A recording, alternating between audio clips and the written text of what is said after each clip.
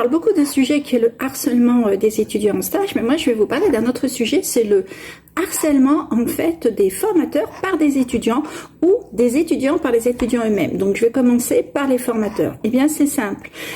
Certains formateurs sont harcelés systématiquement parce qu'il y a des étudiants qui en fait s'amusent à critiquer en permanence et souvent derrière son dos ce qu'elle porte, ce qu'elle boit, ce qu'elle mange, la voiture avec laquelle elle arrive, son élocution, etc. On voit que ce sont ces mêmes étudiants qui en fait font un boucan pas possible, n'écoutent rien, discutent, et quand le formateur le reprend, eh ben, se défausse de ses responsabilités en disant « c'est pas moi, c'est l'autre ». Et donc, du coup, on voit aussi qu'au niveau des TD, il y a parfois des étudiants qui empêchent le formateur de faire son cours, là aussi, en faisant beaucoup de bruit, en n'écoutant pas les consignes, en n'acceptant pas les consignes, en faisant aussi de l'obstruction, ce qui fait qu'à un moment donné, le formateur, il ne peut plus exercer vraiment son travail. D'un autre côté, vous avez aussi du harcèlement d'étudiants sur un autre étudiant. Et là, on le voit lorsque, par exemple, des étudiants sont en TD. Vous avez un étudiant, chaque fois qu'il prend la parole, il va être dénigré. On ne va pas retenir ses idées. On va lui dire s'il dit raconte n'importe quoi.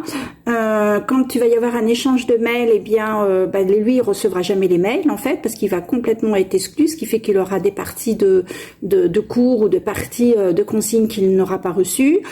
J'ai eu aussi, dans le cas de mon IFSI, alors ça, c'était le plus fou, hein, ça veut dire qu'il y avait des rendus de dossiers. À l'époque, ça ne se faisait pas sous format informatique, ça se faisait sous format papier. Et en fait, il y avait des TD qui avaient été volés, ce qui veut dire qu'il a fallu refaire l'intégralité de l'épreuve. Donc pareil, on l'exclut au niveau de la promo, on ne lui parle pas, on se moque de lui, on se tait lorsqu'il rentre dans une pièce, etc. C'est vraiment des choses qui peuvent arriver dans les IFSI. Moi, je l'ai vu.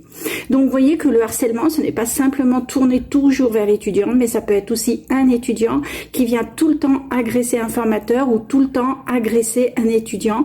Les conséquences sont toujours les mêmes, hein. C'est une grande fatigue, c'est un burn-out, c'est un manque de confiance, c'est le fait qu'on ne veuille plus aller travailler dans cet endroit ou venir y apprendre.